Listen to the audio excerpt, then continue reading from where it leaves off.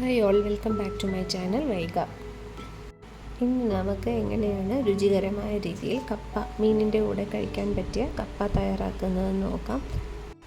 ആദ്യം കപ്പ നന്നായിട്ട് ക്ലീൻ ചെയ്ത് ചെറിയ ചെറിയ പീസസ് ആയിട്ട് അരിഞ്ഞെടുക്കുക. വേഗം എളുപ്പത്തിൽ വെന്ത് കിട്ടുന്നതിന് വേണ്ടിയിട്ടാണത്. എന്നിട്ട് കുക്കറിൽ ആവശ്യത്തിനുള്ള വെള്ളം വെച്ച് നമ്മൾ തിന്നായിട്ട് അരിഞ്ഞു വെച്ചിരിക്കുന്ന കപ്പ അതിലോട്ടിട്ട് ഒരല്പം ഉപ്പും ചേർത്ത് വേവിക്കുക. കപ്പയുടെ വേഗം അനുസരിച്ച് 3-4 വിസിൽ അല്ലെങ്കിൽ 2 വിസിൽ വെന്തെടുക്കുക.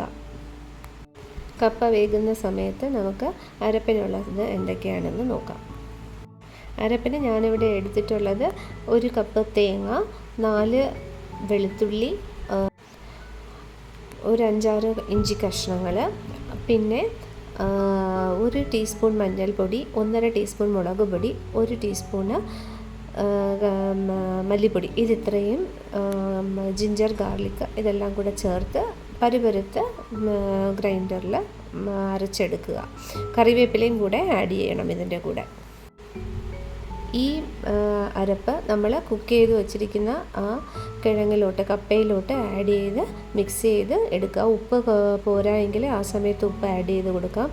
ഇതെത്രയും ആയതിനു ശേഷം കുറച്ച് വെളിച്ചെണ്ണ ഒരു പാനിൽ ഒഴിച്ച് കടുക്, കറിവേപ്പില, വറ്റൽമുളക് ഇതിത്രയും താളിച്ച് നമ്മൾ കുക്ക് ചെയ്ത് വച്ചിരിക്കുന്ന ആ ഗ്രേവി ആഡ് ചെയ്ത് ആ കിഴങ്ങിലോട്ട് ആഡ് ചെയ്ത് മീനിൻ്റെ കൂടെ വെച്ച് കഴിക്കുക. വളരെ ടേസ്റ്റി ആയിട്ടുള്ള കപ്പ റെഡി. Thank you.